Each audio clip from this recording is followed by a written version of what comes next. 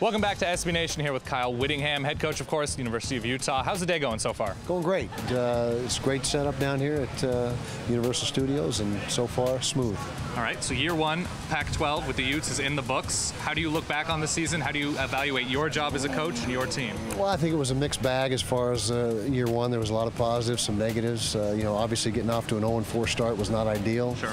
But rallying up and being able to win 5 of our last 6 ball games, including a big bowl win in the Sun Bowl against Georgia Tech, was positive. But unless we win the South Division, we don't consider it a great year. So I think it was a good transition into the Pac-12. But we still got a lot of work cut out for us.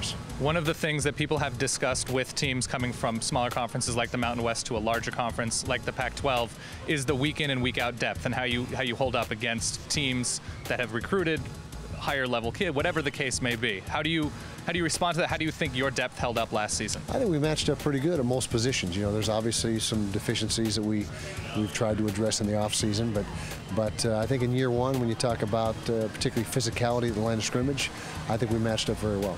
What do you see going into fall camp as the strengths of your team? What are you most confident in, and what are you excited to see about with challenges and where players line up?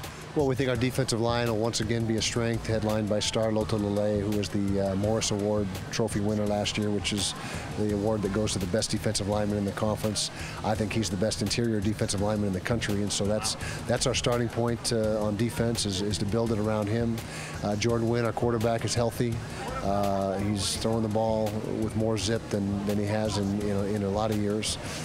Deep at receiver, deep at tight end. John White coming back at the running back position. So we got some things going for us. We've also got some voids that we have to fill.